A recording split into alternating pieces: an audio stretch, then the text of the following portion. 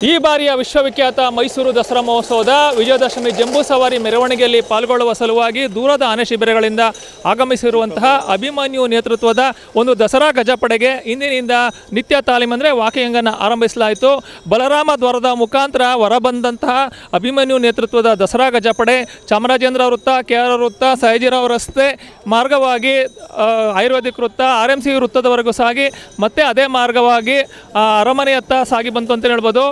ಒಂದು ಮೊದಲ ದಿನದ ತಾಲೀಮಿನಲ್ಲಿ ಅಭಿಮನ್ಯುವಿನ ಜೊತೆಗೆ ಧನಂಜಯ, ಕಾವೇರಿ, ಲಕ್ಷ್ಮಿ, ಭೀಮಾ, ಏಕಲವ್ಯ, ಮಹೇಂದ್ರ, ಕಂಜನ್ ಮತ್ತು ಪ್ರಶಾಂತ್ ಆನೆಗಳು ಭಾಗಿಯಾಗುವ ಮುಖಾಂತರ ಒಂದು ತಾಲೀಮಿಗೆ ಒಂದು ಮೆರಗನ್ನು ತಂದು ಅಂತ ಹೇಳ್ಬೋದು. ಒಂದು ಇಂದಿನಿಂದ ಆರಂಭವಾಗಿರುವಂತಹ ಈ ಒಂದು ತಾಲೀಮು ಒಂದು ಜಂಬೂ ಸವಾರಿ ಮೆರವಣಿಗೆ ಅಂದರೆ ವಿಜಯದಶಮಿ ಜಂಬೂ ಸವಾರಿ ಮೆರವಣಿಗೆ ಇಂದಿನ ದಿನ ಅಂದರೆ ಆಯುಧ ಪೂಜೆಯ ದಿನದವರೆಗೂ ಸಾಗುತ್ತೆ ಅಂತ ಹೇಳ್ಬೋದು. ಒಟ್ಟಾರೆಯಾಗಿ ಇಂದಿನಿಂದ ಆರಂಭವಾಗಿರುವಂತಹ ಈ ಒಂದು ದಸರಾ ಗಜಪಡೆಯ ಒಂದು ತಾಲೀಮು ಒಂದು ರೀತಿ ಮೆರಗನ್ನು ತಂದಿದ್ದು ರಸ್ತೆಯ ಇಕ್ಕೆಲೆಗಳಲ್ಲಿ ನೆರೆದಿದ್ದಂಥ ಜನರು ಕೂಡ ಕಣ್ತುಂಬಿಕೊಂಡು ಸಂತಸಪಟ್ಟರು ಅಂತಲೇ ಹೇಳ್ಬೋದು. ಈ ಒಟ್ಟಾರೆಯಾಗಿ ಗಜಪಡೆಯ ಒಂದು ಮೊದಲನೆಯ ದಿನದ ತಾಲೀಮು ಅತ್ಯಂತ ಯಶಸ್ವಿಯಾಗಿ ಸಾಗಿದೆ ಅಂತಲೇ ಹೇಳ್ಬೋದು. ಕ್ಯಾಮ್ರಾ ಪರ್ಸನ್ ಅರ್ಜುನ್ ಜೊತೆ ರಂಗಸ್ವಾಮಿ, ಪ್ರತಿನಿಧಿ ನ್ಯೂಸ್, ಮೈಸೂರು.